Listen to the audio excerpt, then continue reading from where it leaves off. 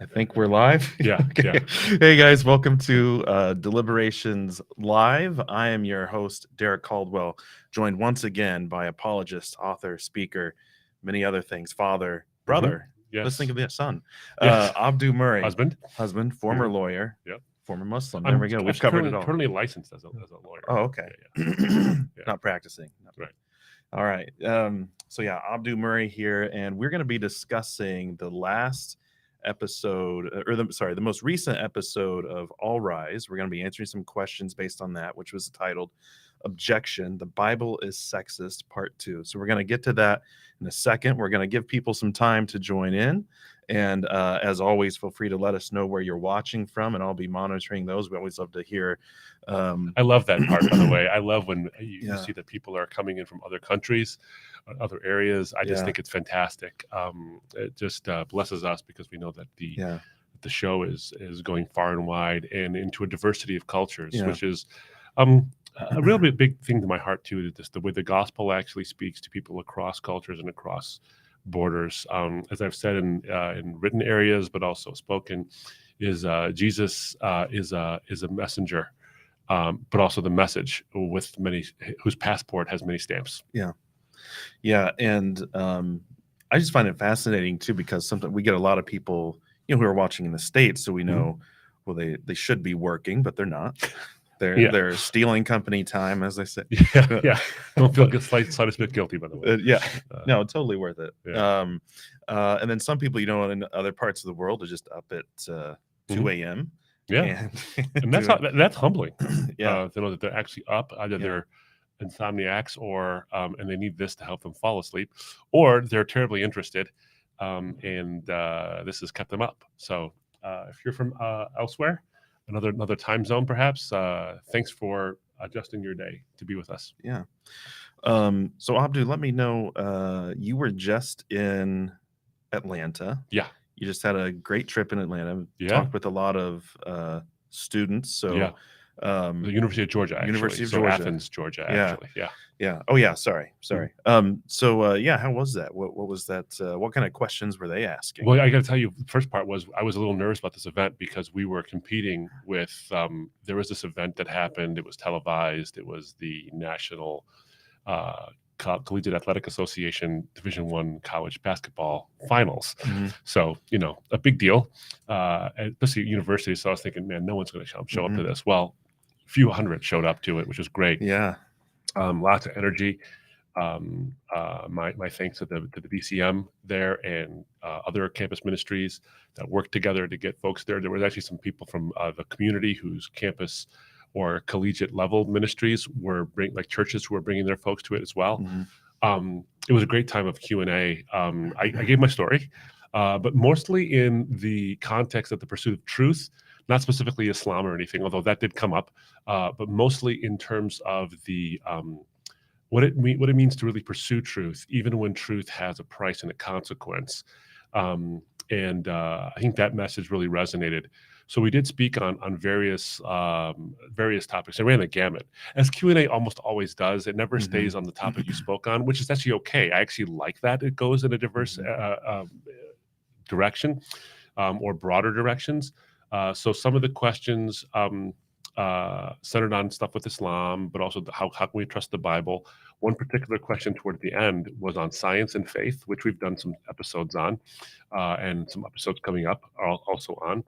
And he asked a really interesting question. The guy asked the question. He said, and I'm not sure from where he was coming from, whether he was coming from it as a believer or someone with doubts or someone who's not a believer, and basically asked the question of, can we reinterpret the Bible in an allegorical sense if it doesn't seem to match up with the current state of science? So age of the earth or certain ways in which things work, and the Bible describes them in a way and say, well, that doesn't add up to the way it actually works. And so maybe we can allegorize the Bible, which of course we've recorded an episode of All Rise responding to Neil deGrasse Tyson, because Dr. Tyson makes the claim that that exact claim. This person wasn't making the claim, they were asking the question. And he says, Dr. Tyson says that the Bible is not a science textbook, but it does sort of try to describe the way the world was formed and the universe was formed and the way the world works. And he says, and that's not comporting with science. So if you're saying this comes from God, really the author of this book doesn't know the way things actually happen, so it couldn't be from God. And what Christians try to do to get out of the problem of saying, the Bible and science are compatible is they try to allegorize the Bible because they're embarrassed by the fact that it doesn't comport with science. Well, I said we can avoid that because the Bible is subject to validly several kinds of interpretations within the ambit of its language, and so the Christian is actually open to the possibility of where the evidence actually leads.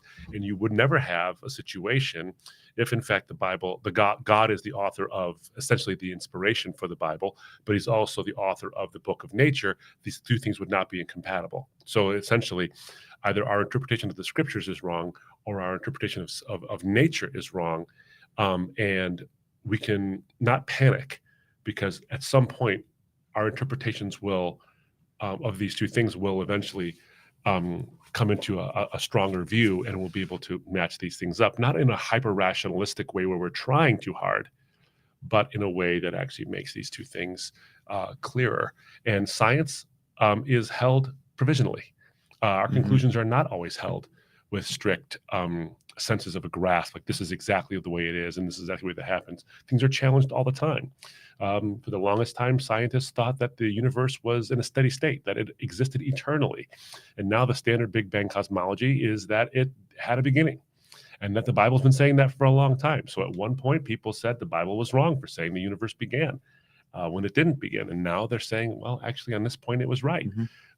So we shouldn't panic. But those are the kinds of questions that were being asked. We did talk about social issues, when it comes to the Bible and race and gender and other things as well, and other religions. Some really, really great questions, very thought-provoking questions. And we stayed for a good 2 hours at that event. So again, my thanks to the BCM for having me, and looking forward to be back in Bulldog Country once again. Yeah, that sounds that's wonderful. So and I just it's a as we're kind of talking about social issues, then of course your episode of All Rise was responding to an episode of the it's a popular YouTube channel called Secular Talk, led by Kyle Kulinski, which is a great Polish name. That's how you can tell a Polish name. Lots of skiing, always lots of skis. Everyone's skiing, and it sounds very persuasive when you put a bunch of verses one right after the other, right after the other. And then episode 1 of The Bible Is Sexist, in part 1, you respond to him sort of point by point, and then part 2 is more of the positive case that you give. So it's not necessarily point by point, but it's sort of laying a better framework for really what's going on in the Scriptures, dealing with women in sort of an overall way, not necessarily getting. I mean, you are going through certain texts as well. Yeah, because you have to do that. You can't shy away from the hard text. In fact, he lists some of them and says that he calls them, and even like raises his hands in a certain way. He hard to contain himself when he calls them delicious, because they're so bad. Which is an interesting way to put it. I thought about it after that too, and I know he doesn't mean this. I certainly don't think he means this, but it would be hard to call sexist language delicious in any way unless you're so bent on it being delicious because it makes your enemies look as bad as possible. You're not upset that it's sexist. You're just happy that it makes your enemies look like sexist. Like sexist, and so I don't think he really means that, but it sort of comes off that way. So there's a certain rhetoric to it, and it's got power. I mean, that rhetoric has power. It does. And we can never forget that substance is what moves truth along, but rhetoric is what gets it into our minds and into our hearts. And that's true for everybody, whether it's Christians or non-Christians alike. But that was the first episode. Responding to some of those things. And in fact, I hope what I did, because I tried to do this in every episode, is make the objection actually harder than the skeptic has offered it. Because I don't want to knock down the straw man. We want to address the man, armored as he might be, meaning the argument. and then tilt at that one, not Yeah. necessarily tilt at something fake. Yeah. And it would, Carol brings up a good point. She's writing in the chat here that it was 8 years ago. I'd love to check out some of his more recent work, see if my impression was, looking at his YouTube channel, same beliefs, but I don't know if he's sort of tempered some of the rhetoric, maybe not. Yeah. And also shout out to Gregory Jordan Stewart, who's watching from surgery recovery. Oh, So my goodness. yeah, we'll make sure we pray for Gregory after. Absolutely. Yeah, thanks for joining in, Gregory. Yeah, thank you.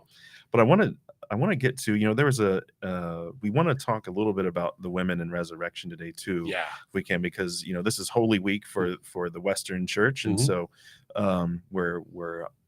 we're marching towards the crucifixion and then eventually the resurrection, and we want to talk about the women involved in that part of the narrative as well. But first, there was a comment. I got some very good advice by another gentleman who works with us named Lance about reading some of the comments on that YouTube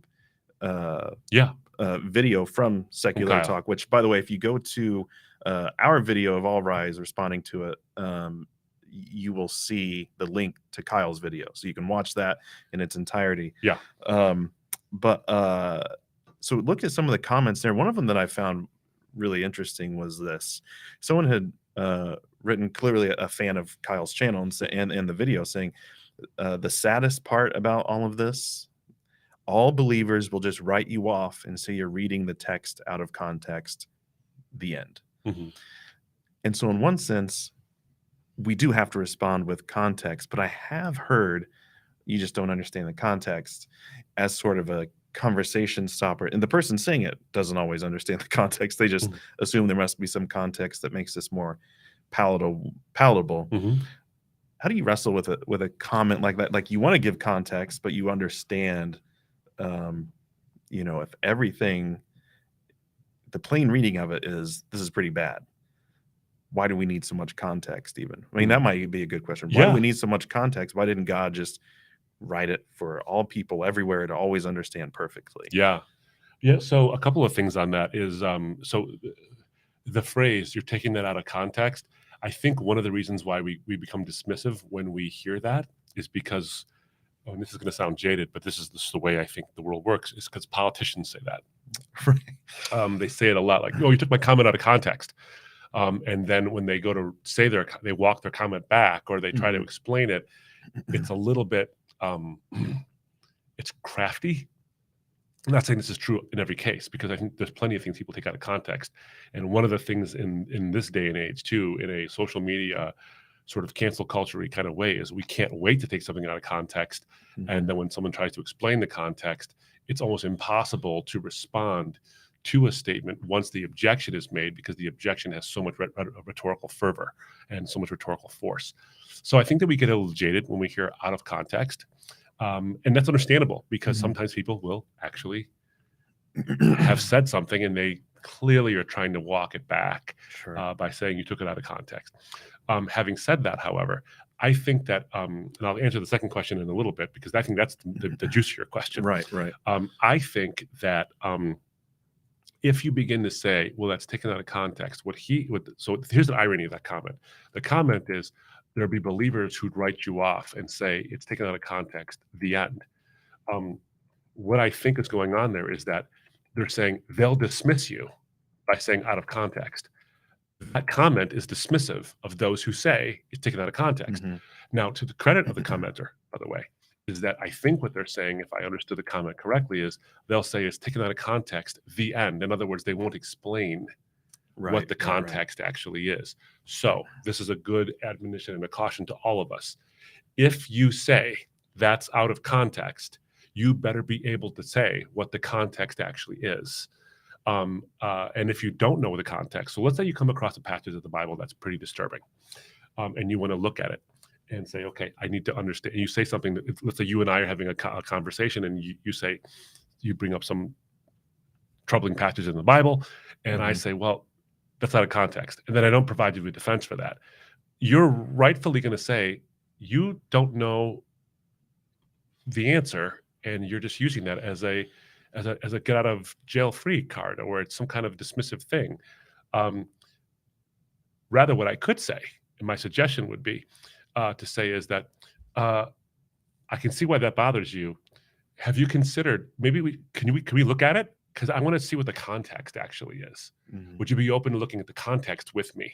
Because you might not know the context. Yeah. Now, Yeah. it's not always the case that even the context in English always helps, because the immediate context might not give you any help, but a Mhm. broader chapter context might, or even looking at some of the commentaries on these things, because there's always an issue with translation. A receptor language like English has different rules, different inflections, different ways that language actually communicates something, maybe more precision than the original language you're trying to translate.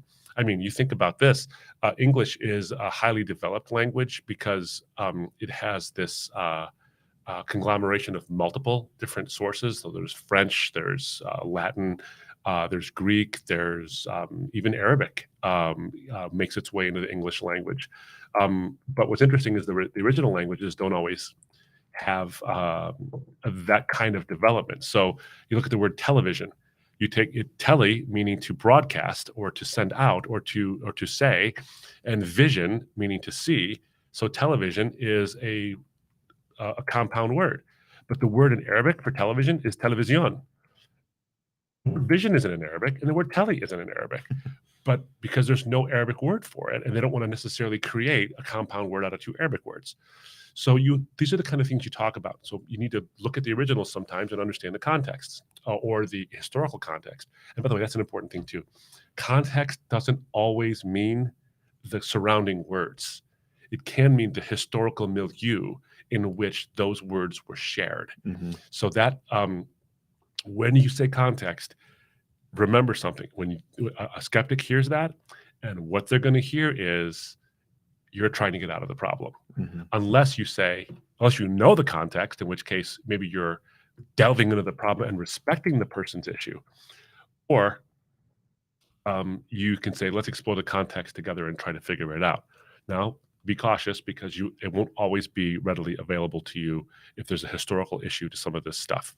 And that's important. So now to the second question. Why not just provide something crystal clear? I have two responses to that, and I'll try to be brief. The first one I've already kind of hinted at is that that context linguistically,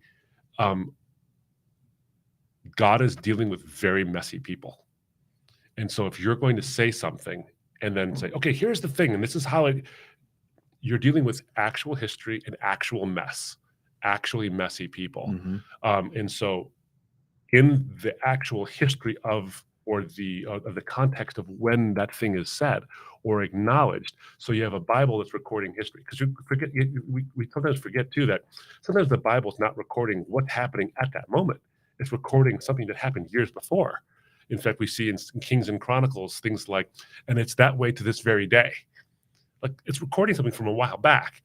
So it's having to take its current contemporaneous context, look at things as they happen in history, even from the date it's being written in the Bible, and then apply it in that way. So to say God has to be so crystal clear by modern 21st century contemporary Western standards Mhm. is to basically say that God has to invent a brand new language that doesn't apply to any human beings at all. Yeah. He can understand it perfectly clear, but we can't. Language Yeah. is limited. Yeah. So that's why we need context, and we need historical context to put these things into light, because people are messy and language is limited. So if you're even an omnipotent Mhm. God and you want to give people free will and the ability to interact, and they use limited language in a messy history, and you want it to apply to them, it's not going to be neat and tidy. Yeah. It's just not going to be. So I think that's part of it. And second thing is that even if things were clear, like I once, the Bible never condemns any one thing so outright specific. In fact, we dealt with that, I think, question in the last episode of Deliberations.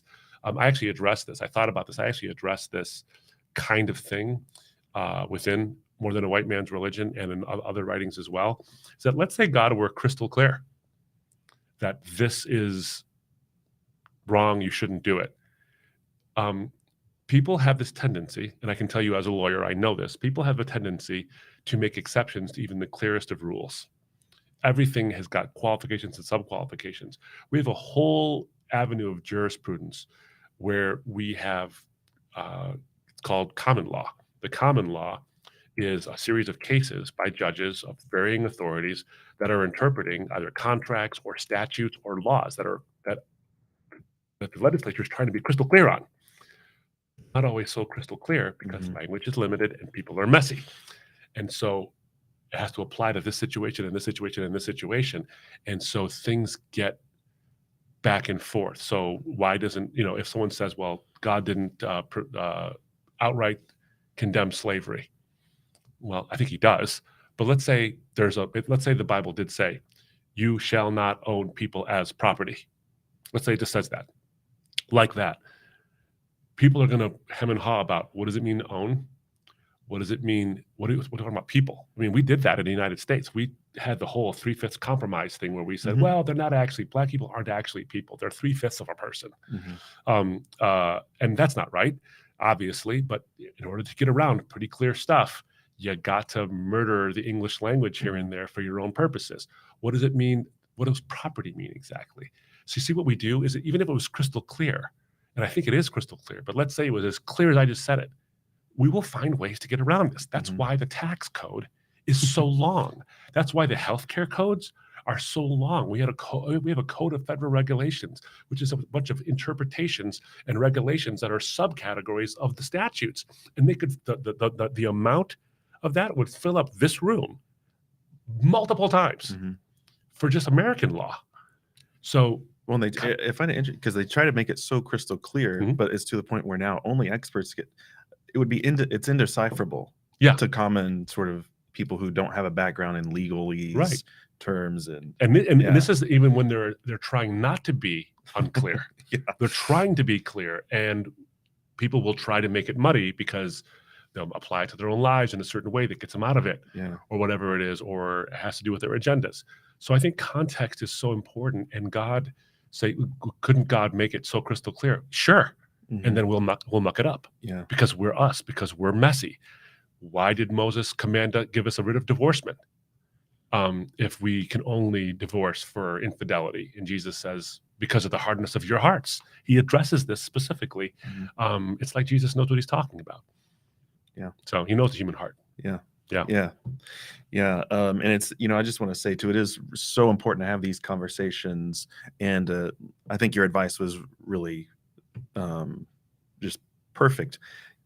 You can mention context, but then have the conversation with them, because in those comments on Secular Talk video, so many people were saying, this is why I left the church. These texts like this, and when I finally got out and out of my parents' home, I could leave, I could think for myself. And because you have to imagine they only heard one version. Then a lot of them said, fundamentalist upbringing, and that is sort of it's interesting. There are some brands of Christianity that would give you no context, exactly. So what you see is what you get. And obviously it's very advantageous for some people to do that for their own kind of personal gain. So indeed, important to have those conversations, because there are real life consequences. And if someone starts to say you're trying to get out of it, say, well, hold on, everything requires context. I mean, everything does. To say that context is simply a way to get out of a sticky situation is basically to invalidate all of American jurisprudence, all of document interpretation, all of literary criticism, because it all depends on context. But back it up. Well, I want to direct our sort of redirect now and talk a little bit about the resurrection, because obviously we're heading up to that. Sunday is going to be Easter and Easter Sunday, and so it's sort of another positive case. And we're gonna get to some questions still. By the way, I'm a bad host. Like, subscribe, share. Hit the bell. Get notifications when this is going on. And if you're watching this now, please do consider just sharing this to your friends. Get the word out, because especially if you care about these things, a lot of times YouTube is overrun by the counter arguments to what we're saying. Yes. And sometimes what we're saying, what other people like us are saying, not the most popular videos on there, but we can, through the algorithms, we can get people to hear the truth too. Yeah. So, and so that's a part where you help us kind of spread the gospel through these messages as well, through literally spreading these out. The content is, if the content's worthy of sharing, Sure. Yeah. You have to take advantage of the way the algorithm shares the content, and part of that is interaction. Yeah. So do interact, share, like, subscribe. On our socials, by the way, I'm on Instagram Live right now. We're on Facebook Live. Yeah. Send in questions and comments. Yeah. Right to it, and then share this even after the broadcast is over. Yeah.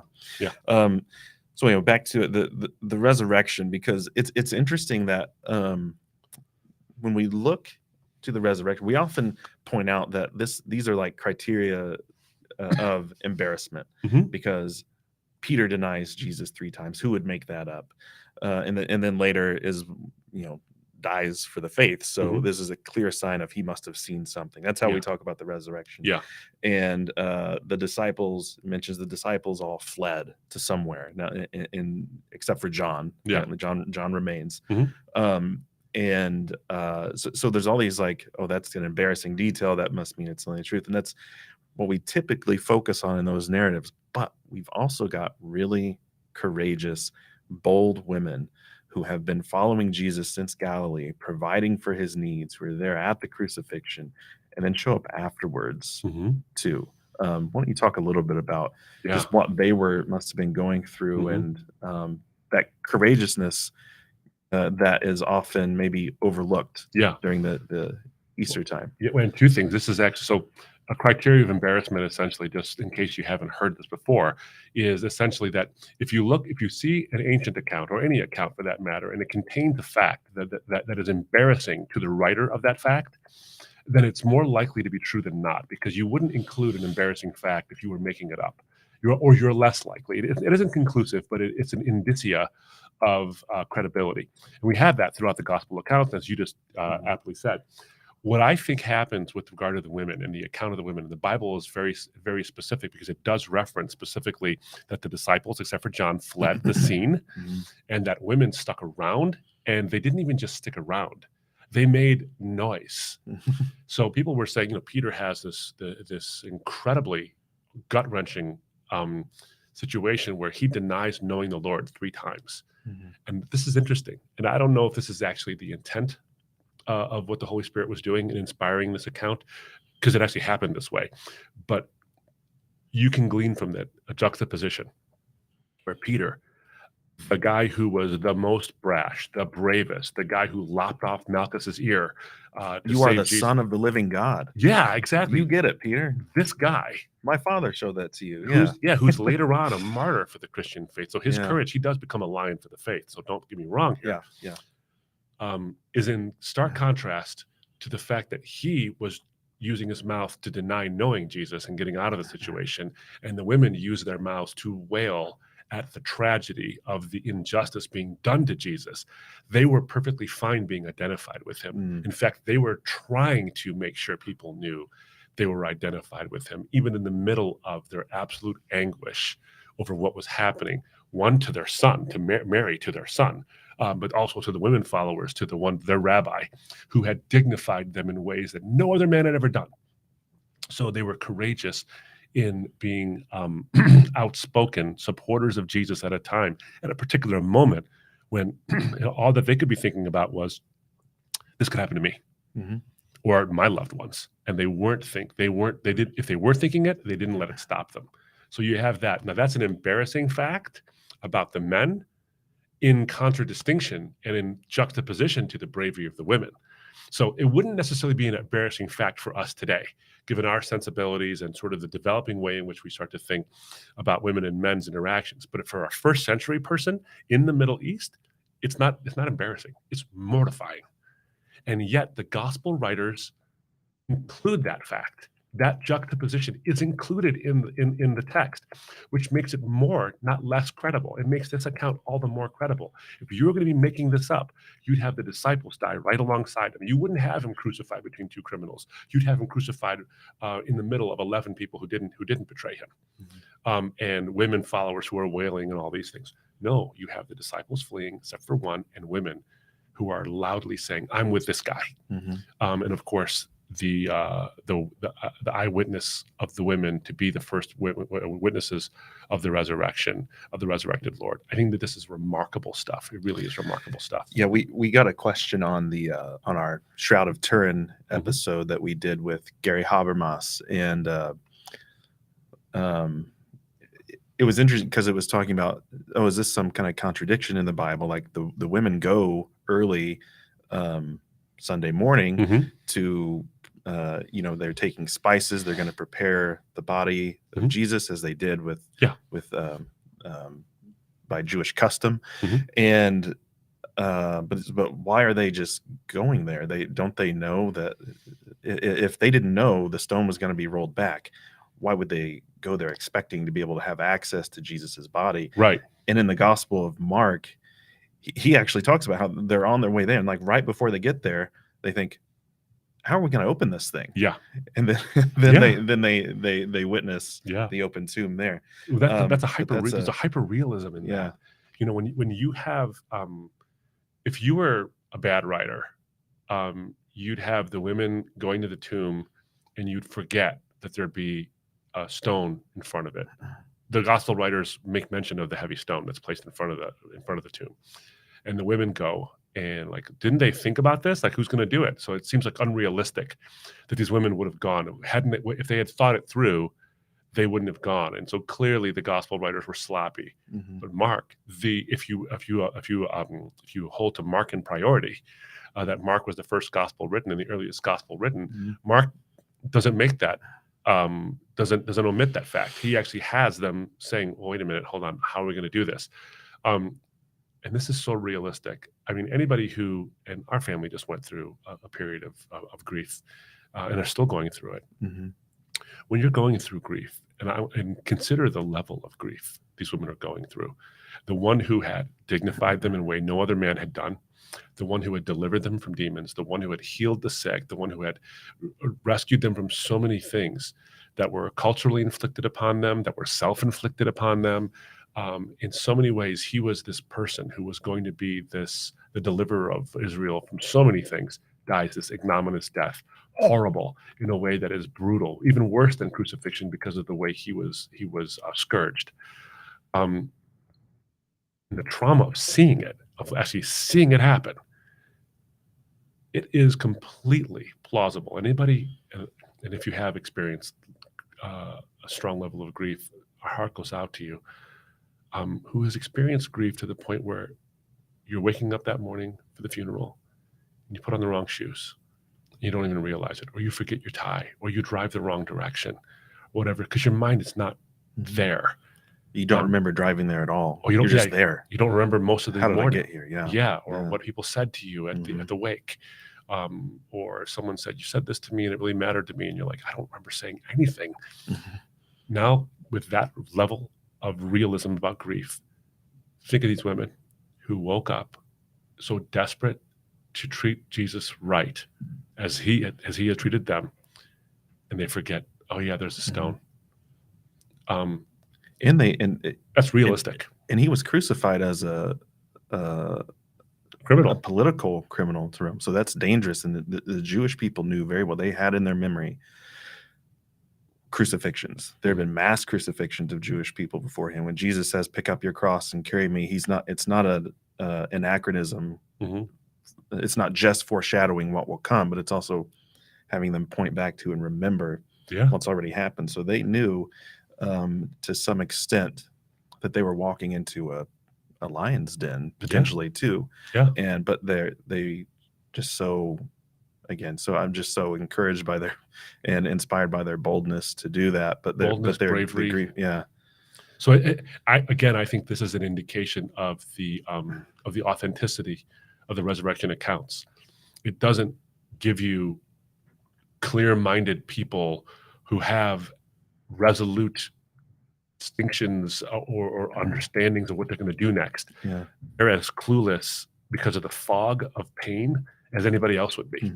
And yet they're delivered from this. Yeah. It's actually realistic. Lewis once put it, he said, when you look at ancient literature, you don't have the addition of detail to give credibility in the way we have it today. You might have some addition of detail in some ways, but usually it's because that's how it happened. Yeah. And there's some rare exceptions, but usually you don't have that. Yeah. Here you have it. Yeah. And I want to make a brief, just something I thought of, and then I want to jump there. We've got a couple of really great questions sitting in the queue, and I know you've got some from Instagram we want to get to. But real quick, it is interesting that in the early centuries, we see it here in the resurrection narratives, but in the early centuries of the church, you have women, children, and slaves flocking to Christ. So much so that where the sort of intellectual elites of the pagan world are ridiculing it, say it's just a faith for the ignorant, by which they mean women, children, and slaves. And yet now here we are defending the same faith for people saying it's sexist, whereas the people who seem to understand the message much better in its original context, all that context was for them. It's like John Walton talks about, the Old Testament was not written to us, but it's written for us. Well, here are the people the New Testament is written to. These people in this place, they seem to understand it more than anyone else. And the response is women flocking to this new thing where they're finding equality and just God's love for them and their value, that the least will be, the first will be the last will be the first. These ideas, I don't know, it's just kind of fascinating that where has it gone wrong, where and often the critiques of it really have Christian foundations, moral foundations that can't be supplied from any other really framework. So it's kind of a Christian critique of the Bible for things that in its original context it was not accused of at all, by the very people who should have had the worst problem with it, for centuries, women and slaves, exactly. I mean, and what I think is the derailing is that it's not that we can criticize the text of Scripture or the person of Christ. It's so much as that we've taken these things and ran with certain phrases in the New Testament and applied them in a way that's extraordinarily one-sided, that we've misused, abused not only the people, but the Scripture itself in order to abuse those people and mistreat those people. And so that's where it's gone wrong. It's not in the text itself or in the person of Christ as he is the focus or the lens through which we see the Scriptures. It's we don't use him as the focus of our lives. And I think that's where it's gone wrong. So I think you're quite right, by the way. Modern criticism of the Bible is borrowing from morality that was because of the Scriptures themselves. So we're borrowing from the very morality the Scriptures teach us in order to criticize the Scriptures for not living up to the morality it taught us. But the reality is that when you look, again, in context and the historical issues there, and you see that flocking, and I quoted Michael Kruger as saying that it's the way the women and children and slaves and others flocked to the church because of this message of equality. When you see that, it's important. And I actually said this bears repeating real quickly.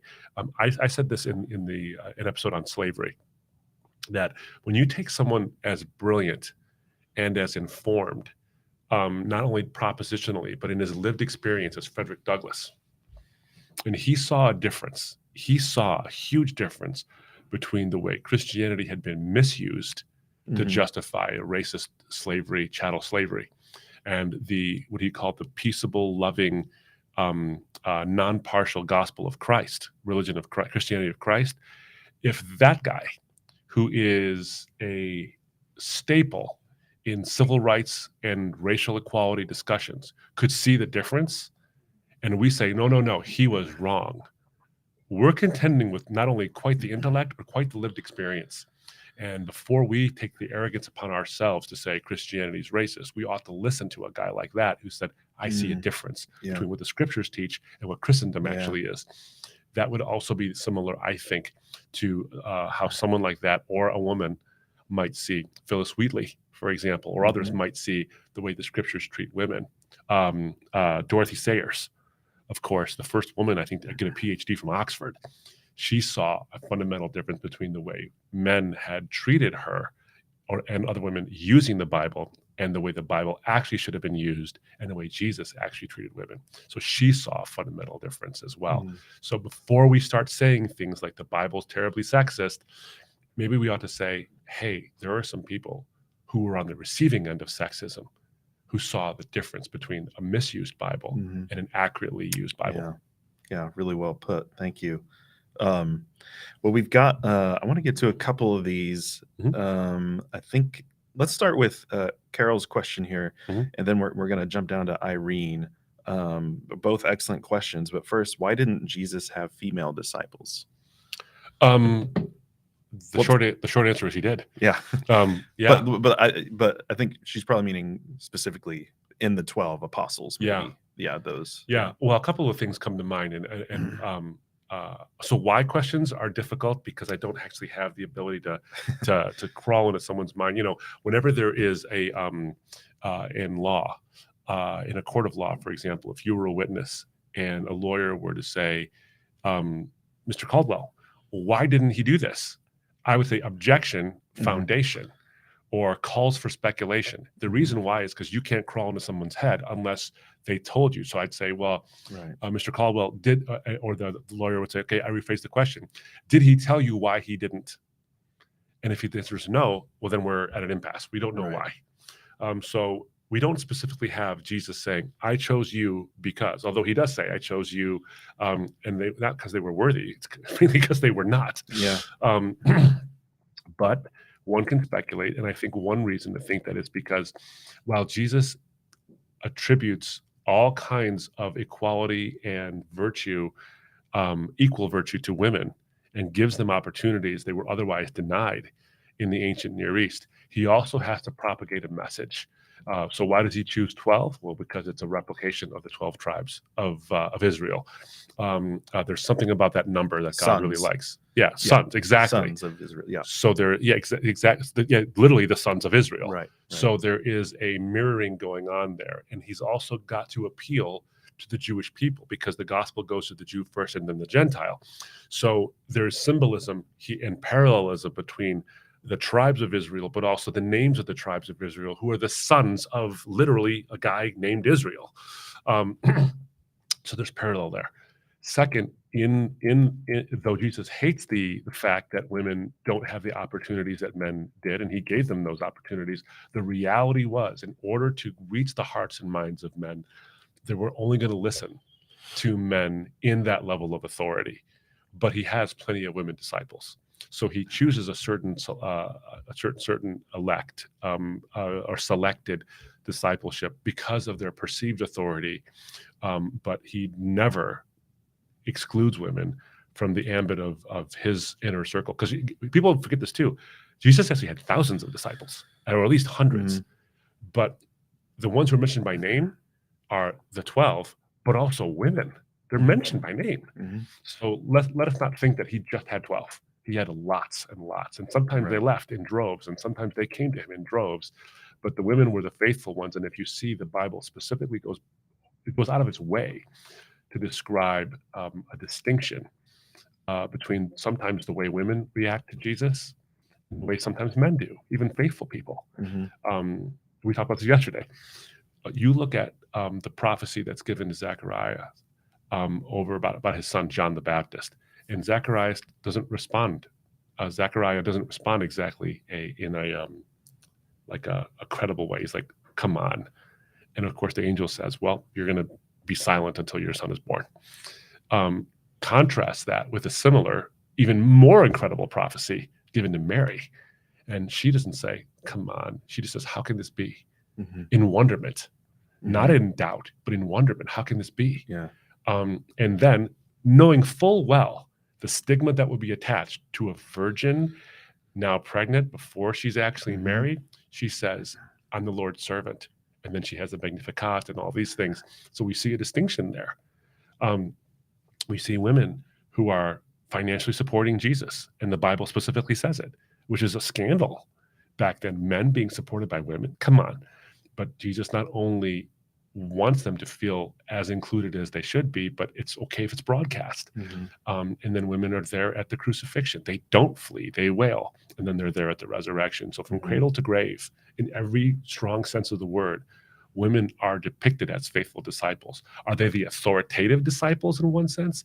Well, that's because though Jesus is not a product of his time, he has to operate within the confines of his time as well. But he gives women such a tremendous place regardless.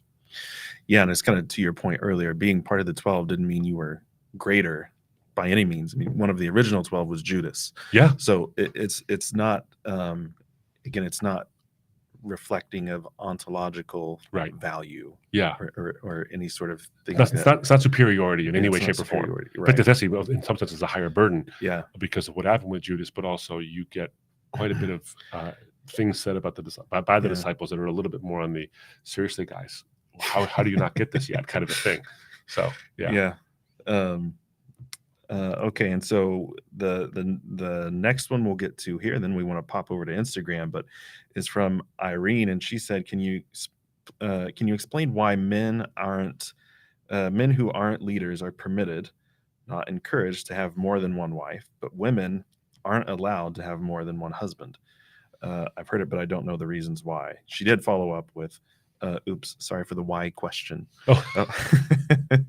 I don't mind why questions. They're just it's a great question. A little bit more difficult. Can you read the first part again? Yeah. So can you explain? Irene, if you want to clarify, in case we get this wrong, please do in the chat. But can you explain why men who aren't leaders are permitted, not encouraged, to have more than one wife, but women aren't allowed to have more than one husband?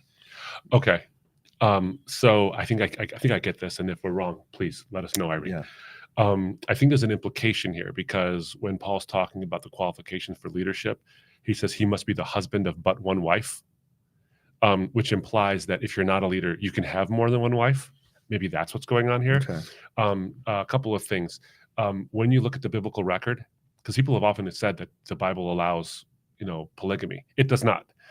It describes. So remember, this is important. There's two things the Bible does. Many things it does, but among those many things, it describes things and it prescribes things. Prescription means you are supposed to do it this way. Description just says this is the way people are doing it. And so God doesn't have to approve of something he describes. And so you have leaders within the people of Israel, the kings, David, Solomon. You have multiple people who have multiple wives or concubines, and it never goes well. It never goes well for anybody. The poor women, it never goes well for them. And for the guys who are engaged in this stuff, it never goes well. I mean, I'm trying to find a story where the polygamy is a significant part of their lives, where it's a part of the narrative, where it actually goes really well. It never does. It always goes poorly. Even for the children, it goes poorly. Yeah. So the Bible is describing something, and then the narrative actually shows you the bad consequences of polygamy. It wasn't meant to be so. So, and of course, you have the edict given in Genesis 1, and Jesus repeats it, of course. For this cause, a man shall leave his father and mother and cleave to his wife, singular. And the two, not the many, but the two shall become one flesh. So it's quite clear that polygamy is not allowed. In fact, I would even say it's not even like not encouraged. I think it's not allowed, because it always goes poorly. So if we go back to this thing about a leader should be the husband of but one wife, it's not implying that if you're not a leader, you can have more than one wife. What it is saying is that in a culture, whether it's in Greek culture, because remember, the gospel is now spreading to Gentiles. It's not staying just within Jews. But in a Greek culture where there's polygamy going on, is that to live in this sinful state, you can't be a leader. And Paul's not trying to address in that particular moment, what should marriage look like? He's trying to say, what should leadership look like? And leadership should look unstained. So that you are an example to those who are living in a sinful polygamy to rectify the situation by whatever means they can rectify it. So I don't think it's implying that you can be the husband of more than one woman. It's not saying that. It's just saying that what you can't do and be a leader is be the husband of more than one woman. Yeah. And of course, the strong implication is the opposite, is that this is what God intends. So it's not discouraging or encouraging or implying, I think there. Yeah, he's sort of prohibiting what the major issue would have been. So like, it's not going to say the same thing for women, because women typically didn't have multiple husbands. Right. It would have only gone the other way. So Yeah, that's not going to be addressed. It would have been odd if he It would have said been that. odd, yeah. Again, if you're writing a modern legal code, sure, you'd have to go through every single instance of what polygamy would be. Mhm. And I wonder too, the other part of that is, within this culture, of course, you do have a lot of people, a lot of first generation Christians just coming to the faith as adults that have multiple wives. And you're dealing with the difficulty of, well, you're also against divorce. You're against divorce.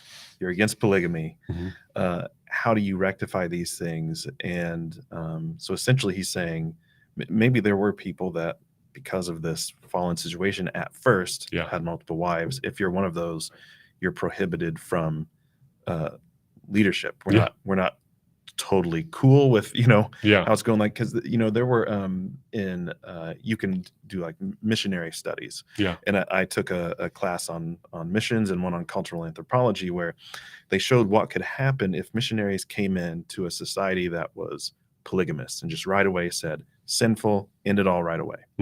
Because in a lot of their minds, in some cultures, polygamy was their social security, their social network. So essentially what you would lead to was not a better Christian society.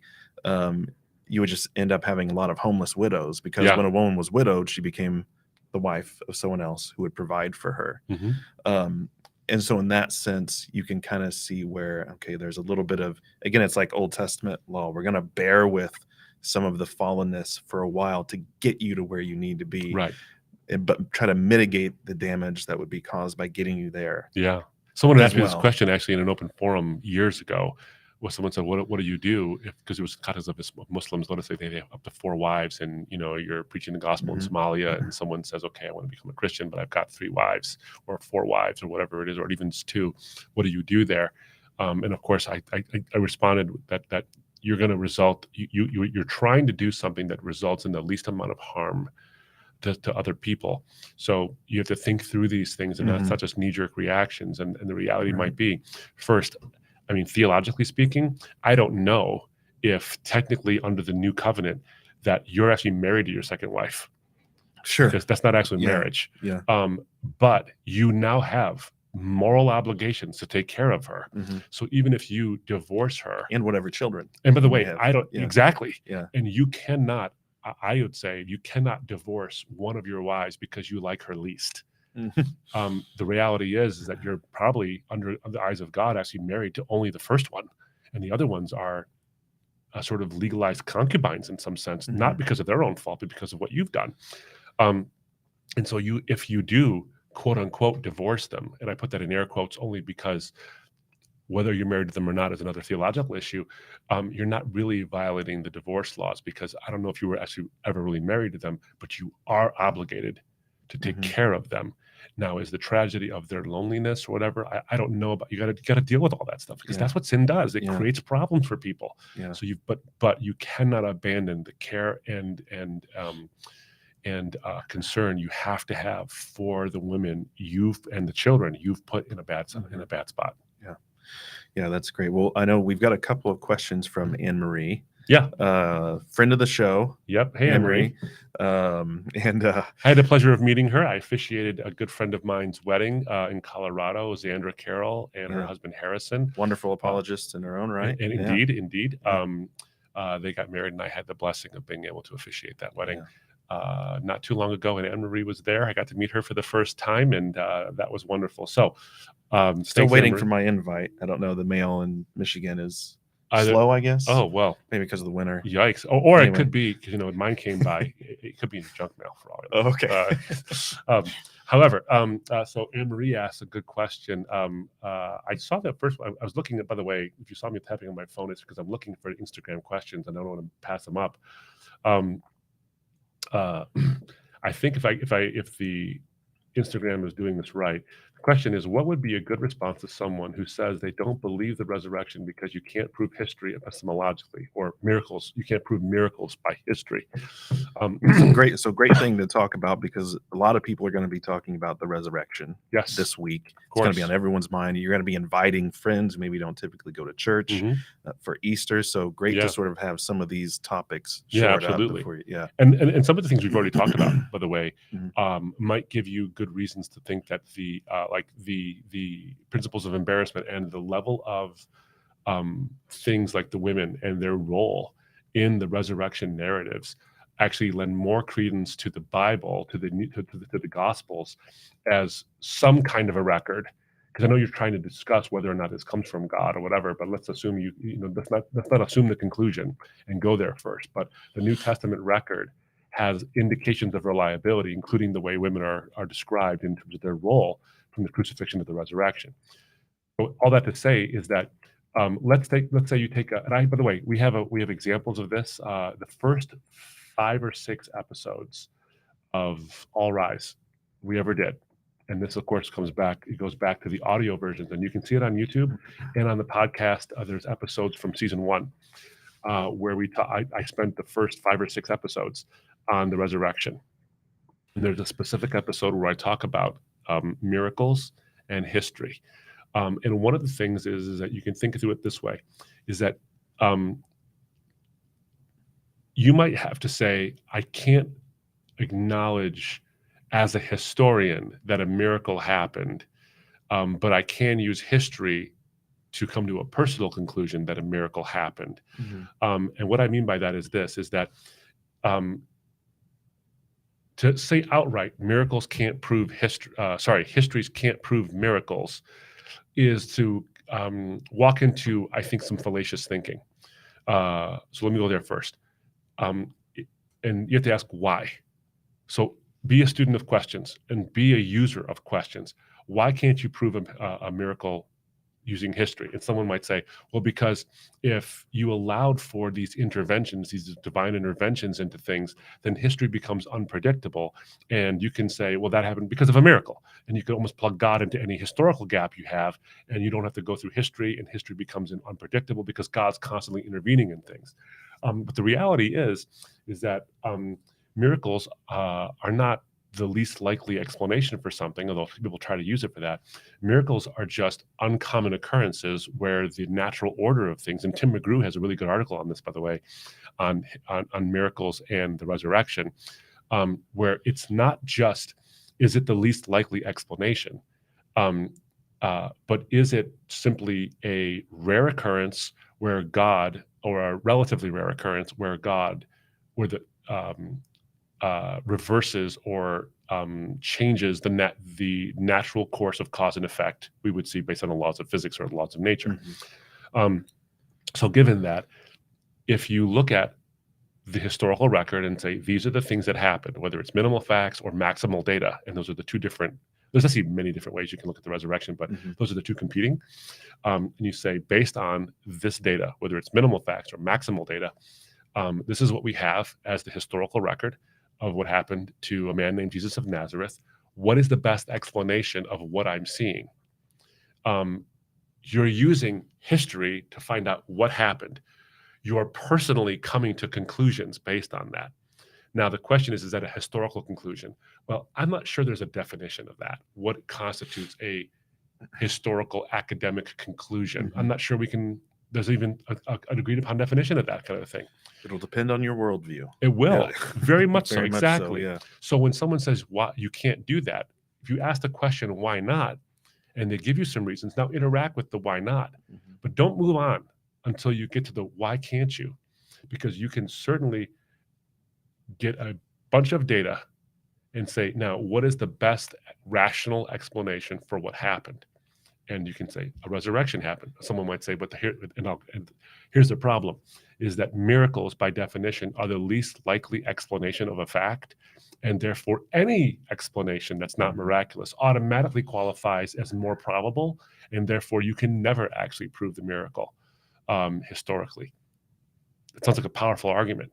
And I have a whole episode on this, so I'm not going to go too much more in detail.